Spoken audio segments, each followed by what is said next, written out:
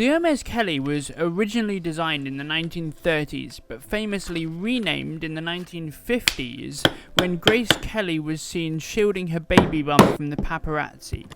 Today, I'm making exactly that. Well, no, not quite exactly that. This is my rendition, this is my recreation of the Hermès Kelly, and I loved every single moment of it. Hey friends, it's Will, welcome back to the channel. Thank you so much for joining me, and if you're new here, thank you so much for joining me as well. We're going to be using a French goatskin for this, and we're going to be using something a little bit special for a pocket on the front, and you will see what that is in just a moment.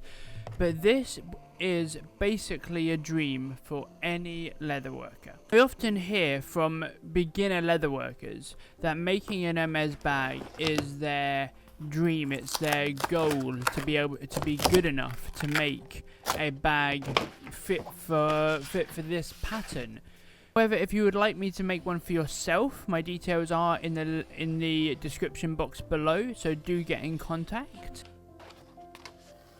And I loved absolutely every moment of it. It was such a fantastic bag to make. It was made for a client and very close family friend of mine, and she absolutely loves it, let me put it that way. I texted her to get me to send a photo of it on her now, and she texted me back saying, no, you can't have it back, I love it. So that kind of goes to show exactly what it is that I'm doing here. It's the reason I do leather work in the first place, to put those kinds of smiles on my clients' faces. This is bonded leather. I laminated it to the goat skin. This is French goat skin that I'm making the bag from, and you will see the little surprise I put on the outside of this bag in a moment, something that I've not seen done on a Kelly before. So this technically isn't a Kelly because I've added stuff to it, but hey ho. And my client decided that she wanted a very eye-catching colour scheme, so she went with bright blue on the outside and lime green on the inside, something that I think is quite shocking to see, quite eye-opening to see, but also absolutely fantastic when you see it in person. I was very, very taken aback by it when it in its final form. So like I said, this is French goatskin, outside and inside, and I'm going to be stitching it with a linen thread made by Misi. You can get it from the link in the description using my €5 voucher for your first purchase from Leatherbox, so go ahead and do that. You will not be disappointed. I've been using this thread for absolutely years and I love it. And I'm using a 0.3mm pricking iron, which is what this bag was originally designed for. With some of the small leather goods that Hermès makes, they use a 2.7, but for this, I'm using a 3. Now this is glazed alligator, or crocodile, I can never remember which one. And it is not an easy leather to work with, because it is really, really tough. The way that they make it is they run a glazing jack over it, which either has a glass or an agate stone rod, and basically through heat created by friction and pressure, it burnishes the surface of the alligator. Absolutely incredible what they do to it. And my client asked me if she could have a pouch on the outside of her bag for her phone. Whether she will end up using that, I do not know. But it's there, and it's her prerogative to do so. I didn't want a ugly button snap on the front of this bag keeping it closed. I absolutely am obsessed with magnets. I think they are, for no other term, witchcraft. I just think they are. It's that simple. So I decided to put a magnetic closure on the front of this bag. And it was not an easy thing to do, because I didn't want the magnet to be seen from the outside, and I wanted it to close really nice and securely so that she would never accidentally lose her phone. So this pocket on the front of this bag was ridiculously over-engineered for what it is. I've obviously laminated the alligator to bonded leather. It's a 0.6mm bonded leather, which I then had to stitch the magnet to. but because I didn't want to be able to see the surrounding structure that goes around the magnet, this was hard. I found this hard but also incredibly fun. Side note, if you're ever tapping thread around a magnet, your hammer will stick to the magnet. Who knew? So that makes it a little bit challenging, because if you smack the magnet in the wrong place, you're going to break it. Because magnets fracture if you hit them really hard with a hammer, apparently. I learned that the hard way.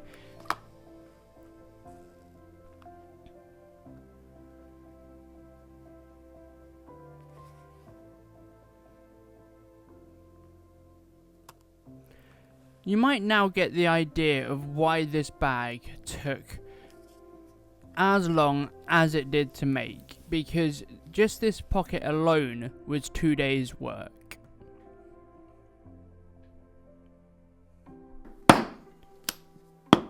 Did I need to make it as over-engineered as it is?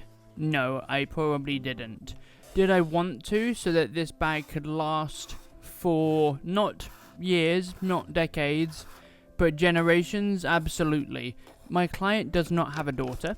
She has 2 daughter-in-laws, and she's already said that this is going to one of them, and it will, because this will outlast me probably, with the amount of structure and the amount of work that I put into it, with the quality of materials that I've used. This bag will last for generations.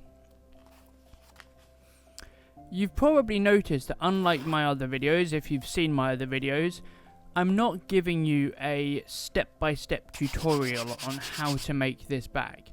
And that's for 2 reasons. One, it would be days long because of how long this video took to film. But also, because as I was modifying a pre-existing pattern for the Hermès Kelly, I kind of didn't want to give you guys a step-by-step on how to make an Hermès Kelly, because I don't actually know if I'm allowed to by law. Simply because I don't know if there are patents and design thingamajiggies in law around how to make this particular bag. I'm not sure. I googled it, but I'm not a lawyer, so I can't tell what the Googlage says, and I am not good enough with AI to be able to figure that out. So the Googlage aside, and yes, Googlage is now officially a word, I am just not going to teach you exactly how to do it, and that's why this is more of an overview video.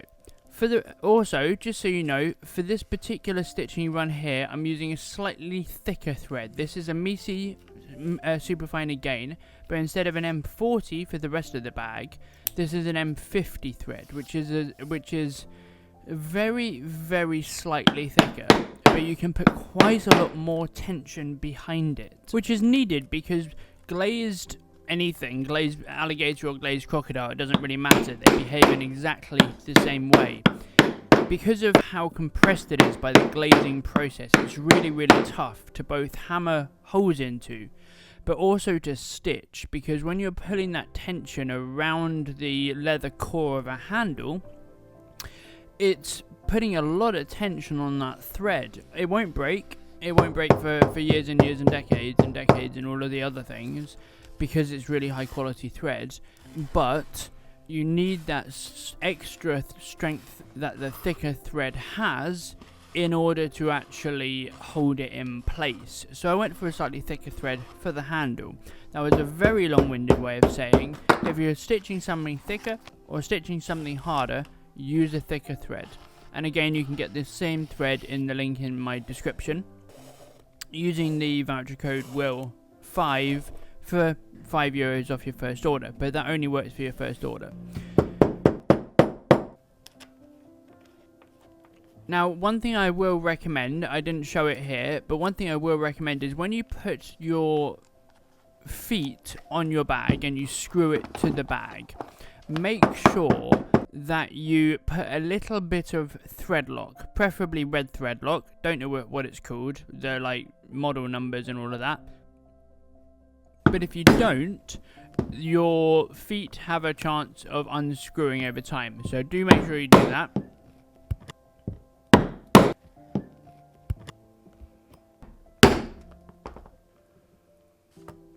Now, I would recommend these pricking irons. However, I am about to try out and test some new ones from Kevin Lee, so I don't want to recommend these ones just yet. But the awl I'm using in this build is phenomenal. It's one by a French maker. I got it from the French maker directly, but he doesn't sell directly anymore. He only sells through retailers, and the Leatherbox sell them as well, so I would recommend trying it if you're looking for an awl.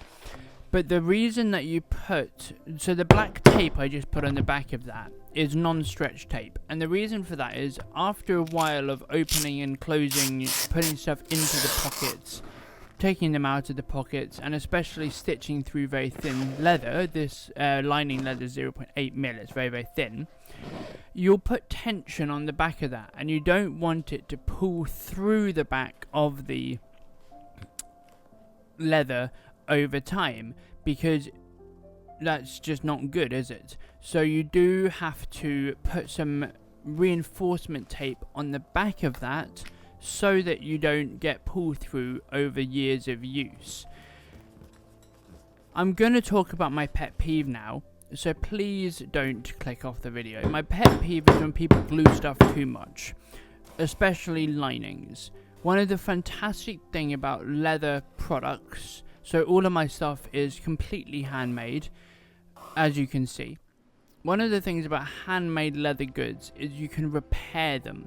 So this might need repairing in 20 years, who knows? I don't know how she's going to use it.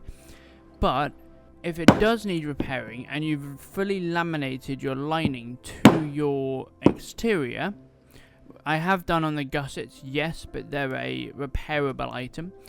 On the main part of the bag, which you wouldn't be able to change, if you had laminated your lining to the outside panel of that leather, you're never going to be able to repair it.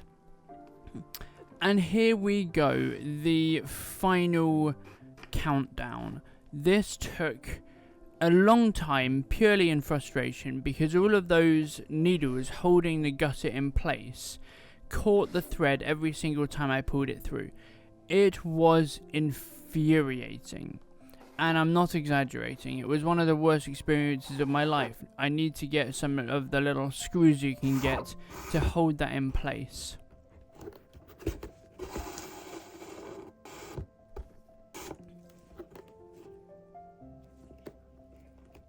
But to say I'm pleased with this bag would be an understatement. I think it came out absolutely phenomenally, and you're going to see some beauty shots in just a moment. But I think it came out so well. If you have any questions, please leave them in the comment section below, and I will do my best to answer them. Have a phenomenal week, and I will see you in a week's time. Don't forget to like and subscribe on the video, and let me know what you think of this bag. Have a great day. Take care.